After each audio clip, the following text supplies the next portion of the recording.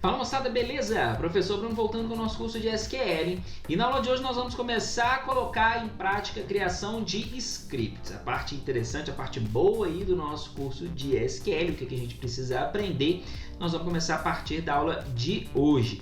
Obviamente vamos começar com comandos aí da DDL, que é a Data Definition Language, ou linguagem de definição de dados, onde nós temos os comandos create, update, drop, create, alter, drop, update é de outra categoria.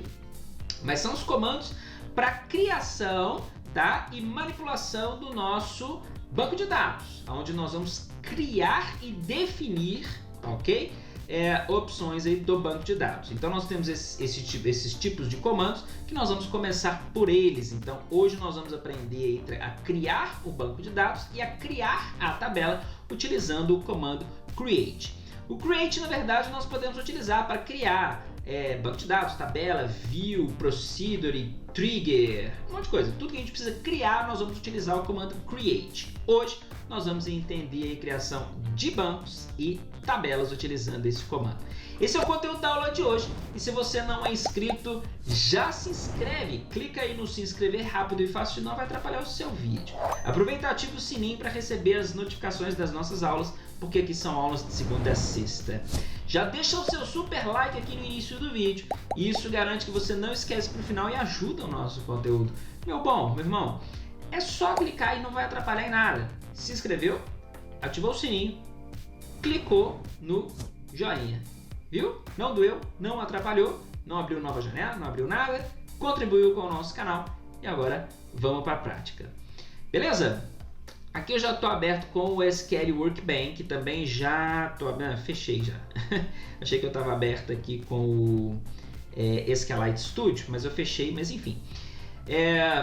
Aqui eu deletei a tabela que nós criamos na aula passada. Se você quiser deletar, porque nós vamos criar uma nova hoje, é simplesmente aqui, ó, clica com o botão direito e vem aqui Drop Schema. Beleza, deletou a tabela, vamos começar a trabalhar do zero aqui, ok?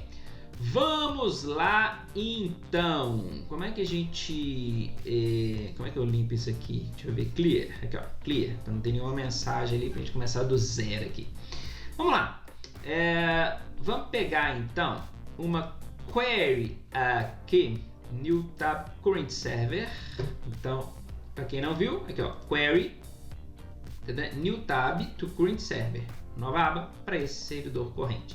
Então abriu ali a nossa janelinha de query e ele veio aqui para o administrator. É só voltar aqui em esquemas e a gente visualiza a nossa árvore de esquemas novamente. Os esquemas são os bancos de dados. E como que a gente utiliza o create para poder criar um banco de dados? Aqui nós temos duas formas de utilizar o create. Eu posso colocar aqui, ó, create schema, e aqui o nome do banco de dados, CFB cursos, ok? Ou eu posso utilizar também create database e o nome do banco de dados, CFB cursos. Esses comandos são iguais. Os dois vão criar o banco de dados, beleza? Tanto faz create schema CFB cursos ou create database CFB cursos. A criação de banco de dados é o mais simples. Beleza, digitou aquilo ali, rodou essa query, esse script aqui, o banco vai estar criado. Vamos ver isso? Não tem dificuldade nenhuma. Então aqui ó, clica no raizinho, ele vai executar, ok, aqui ó, deu certinho, ficou verdinho aqui, beleza? Joia, mas cadê o nosso banco aqui? É só atualizar aqui ó, vem nas setinhas, dá um refresh aqui e tá lá o nosso banco CFB cursos, beleza? Então create para criar banco de dados, tá feito. Rápido, fácil, simples, não tem mistério nenhum. Lembrando que pode ser ou com create schema ou com create database. Beleza? Joia. Bom, vamos dar um clique duplo aqui no nosso CFB cursos para selecionar este camarada aqui, ok? Selecionar esse banco de dados. E agora vamos entrar aqui com o create novamente. Create. E agora dessa vez nós vamos utilizar o comando create para criar uma tabela, beleza? Então sempre vai ser esse esquema: create o que eu quero criar, o nome do que eu quero criar. Então, antes foi create schema e agora vai ser create table, beleza? Criar, comando, o que eu estou criando e o nome do que eu estou criando. Então, eu vou criar uma tabela com o nome cliente, certo? E no caso de tabelas, nós temos que adicionar aqui agora as informações dessa tabela. Que informações eu preciso de colocar nessa tabela? Todas as colunas, certo? As colunas que vão compor essa tabela. E aqui vão entrar algumas informações importantes que eu quero que vocês sigam aí durante o curso. Não é obrigatório, se vocês já tiverem um esquema próprio de vocês, vocês podem utilizar, sem problema nenhum. E aqui é o seguinte, aqui nós vamos informar a coluna, o tipo e as restrições dessa coluna. Pode colocar as restrições no final? Pode, sem problema nenhum, tá? Tem gente que gosta de primeiro criar, informar o tipo e algumas restrições como not null, por exemplo, e unique, tá? Ou pode também só colocar o nome, o tipo e de todos os campos e lá no final colocar as restrições, tá? Primary key, foreign key, enfim. Isso aí vai ficar a cargo de vocês. Ao longo do nosso curso nós vamos ver formas diferentes e vocês vão ver qual a forma vocês vão se adaptar aí. Primeiro nós vamos fazer de uma forma mais simples, onde nós vamos colocar as restrições todas direto aqui na primeira, na própria linha da coluna aqui, tá? Então vamos lá, primeira coisa, vem o nome da coluna. E o nome da coluna aqui nós vamos entender o seguinte, ó, vou colocar cliente. Eu sigo esse tipo de nomenclatura e eu vou explicar agora o que tem ali, porque muita gente está ficando sem entender o que é I, por que tem cliente duas vezes, que coisa mais doida aqui. Enfim, vamos lá. Eu uso esse esquema aqui, ó. Primeiro, vem o tipo de dados do campo. Esse campo ele vai ser um campo inteiro. Então, eu começo com I, sei que I, automaticamente eu identifico esse campo como inteiro. Se for number, eu coloco N, se for varchar ou char, eu coloco S de string, né? Date time, eu coloco D, float, lógico, float é F, decimal é D, lógico é L, enfim. Então eu coloco ali o primeiro caracterezinho ali que vai identificar o tipo de dado desse campo, beleza? A próxima informação é o nome dessa coluna, tá? Então essa coluna é a coluna que eu estou chamando de cliente. Pode ser ID cliente, pode ser N cliente, enfim, vocês vão escolher aqui, eu uso como cliente. E a última informação aqui, por que tem cliente duas vezes? Essa última informação é o nome da tabela. Aí vocês vão me perguntar, tenho certeza que tem gente que vai questionar assim, uai, mas você não está criando já o campo dentro da tabela cliente? Para que você tem que informar o nome da tabela aqui, já que eu estou dentro da tabela cliente? Parece uma coisa meio óbvia. Ok, e beleza? Só que ao longo do nosso trabalho, nós vamos criando conexões entre tabelas. Nós vamos fazer selects, por exemplo, com inner join, com joins. Inner join, left join, right join, enfim, vários joins, várias conexões. Eu vou juntar várias tabelas em um único select para obter resultados. E aí no final ele vai dar aquela lista de campos que a gente informou no nosso select.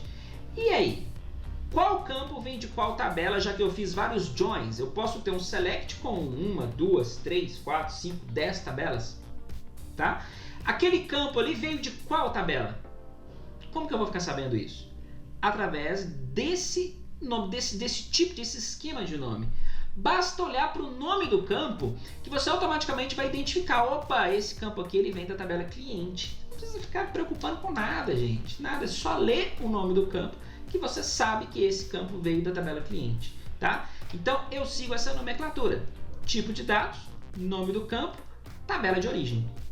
Beleza? Obviamente que todos esses dados aqui vão ser cliente, tá? Mas isso aqui vai facilitar quando a gente estiver vendo joins, quando a gente estiver vendo selects com conexões em várias tabelas, com consultas em várias tabelas, beleza?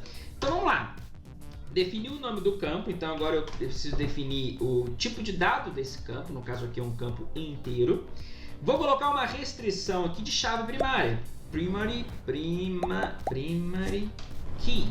A chave primária, eu estou definindo que o campo cliente vai ser uma chave primária, é um campo único, é um campo que não pode repetir, tá? É o campo que vai identificar o cliente e vai se relacionar com outras tabelas. Quando eu tiver uma tabela que precisar da informação do cliente, eu vou associar nessa outra tabela pelo campo de chave primária. A chave primária, ela pode ser simples, igual a gente está fazendo aqui, mas ela pode ser composta. A mesma coisa da chave estrangeira, também a gente pode trabalhar com vários tipos de chave. E aí eu posso colocar mais de um campo definindo, por exemplo, como chave primária, tá? Que é o que a gente chama de chave composta, mas nós vamos ver isso aí mais para frente, não vamos preocupar com isso não. Posso colocar outras restrições aqui, sendo a chave primária, ele não pode ser nulo, ok? Mas a gente pode, só para vocês entenderem aqui, eu posso colocar, por exemplo, esse outro tipo de restrição, que é o not null. Quando a gente forma not null, eu estou informando que aquele campo ele não pode ser nulo. Obviamente que esse aqui não vai poder ser nulo porque ele é uma chave primária, então não faz nem muito sentido colocar o not null aqui, mas só para vocês entenderem como que a gente coloca várias restrições. E outra questão que eu posso utilizar aqui é o auto-incremente. Opa, tá errado. Auto-incremento. O auto-incremento diz que esse campo ele vai ser automaticamente administrado pelo banco de dados. Ele é um campo inteiro, então quando eu inserir o primeiro cliente, ele automaticamente vai ter o valor 0. Tá? Eu posso definir qual o valor inicial aqui, tudo direitinho dentro da minha configuração do banco de dados. Mas o padrão ele vai começar com 0, depois quando eu adicionar mais um vai ser o 1, quando eu adicionar outro vai ser o 2, quando eu adicionar outro vai ser o 3, automaticamente ele vai gerenciando aí o valor desse campo. Muitos administradores aí gostam de trabalhar com auto-incremento.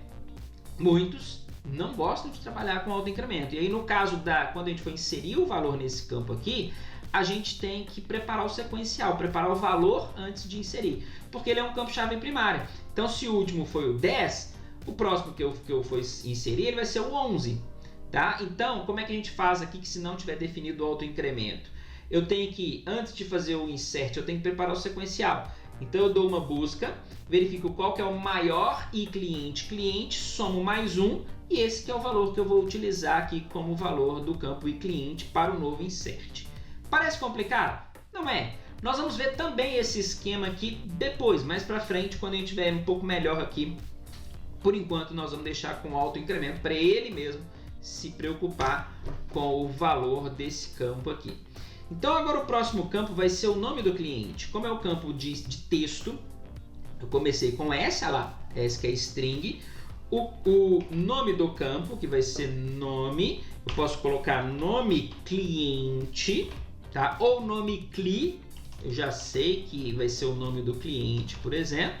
E a tabela de onde ele vem da tabela cliente, beleza? Como eu já tenho aqui o nome da tabela, eu não preciso me preocupar com isso aqui. Eu só coloco ali nome cliente. Quando eu ver cliente ali no final, eu sei que esse nome vem da tabela cliente. E aqui vem o tipo de dados, eu vou colocar como varchar tamanho 50. Aqui eu também vou colocar not null, que ele não pode ser nulo, eu estou obrigando a digitação de um nome. Se ele tentar fazer um insert com o nome vazio, ele não deixa, porque eu coloquei restrição ali de not null, ou seja, esse campo não pode ser vazio. Outro detalhe aqui é o seguinte, detalhe importante agora, muito importante, como tudo dentro do nosso curso. Existe aí char, vou até copiar aqui, ó, só para a gente ver isso aqui por enquanto, existe varchar e existe char. Qual que é a diferença de eu utilizar varchar ou qual que é a diferença de eu utilizar char? Char, ele tem tamanho fixo. Isso significa que automaticamente eu estou criando o campo S-nome cliente com tamanho 50. Beleza, o de cima também não é? Só que ele é dinâmico e a gente vai entender por quê. Se o campo, nesse caso aqui do char, se o campo, o nome do cliente tiver 10 caracteres, beleza? Significa que o campo vai ter 10 caracteres? Não, o campo vai ter tamanho 50. Independente se ele está gastando 5, 10, 15, 20, 30, vai ter tamanho 50. Tá? Isso no char. No varchar, ele é dinâmico. Ou seja, até 50. Se o nome do cliente tiver tamanho 20, ele vai ocupar só 20. Se ele tiver tamanho 30, ele ocupa 30. Se eu aumentar para 2 caracteres, 32, ele vai aumentar para 32. Então ele vai ocupar ali a quantidade de caracteres do valor do campo e não tem um tamanho fixo.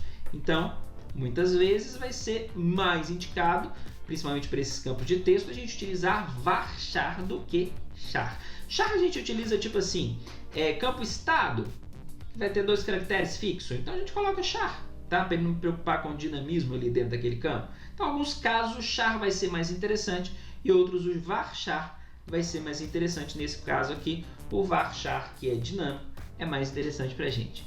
O próximo campo aqui vai ser o CPF. Então, CPF cliente, também do tipo varchar, e eu vou definir com tamanho 11. Outra coisa, gente, aqui eu estou colocando maiúsculo, mas é costume. Isso tudo aqui pode ser minúsculo, tá? Aqui também, quando eu coloquei minúsculo, pode ser maiúsculo? Pode, aqui ó, create table. Só está com restrição de tamanho de banco de dados e tamanho de... nome de banco de dados e nome de tabela com minúsculo. Esse aqui está restringido aqui por padrão. Então a gente, para colocar, permitir que a gente crie com caracteres maiúsculos, a gente tem que mudar isso aqui. Depois eu mostro como que a gente faz essa modificação. Tá? Então por isso a gente vai criar tudo com minúsculo por enquanto. Tá. Então, também eu quero obrigar a digitação de um CPF, beleza? Então, eu estou obrigando aqui, eu falo, ó, precisa de um CPF, não pode estar em branco, não. E agora, data de nascimento. Então, esse campo vai ser do tipo datetime, olha lá, comecei com D, identifico o datetime, nasce, cliente, date, time, e aqui eu vou permitir, só para a gente ter um campo diferente, eu vou permitir que ele seja nulo.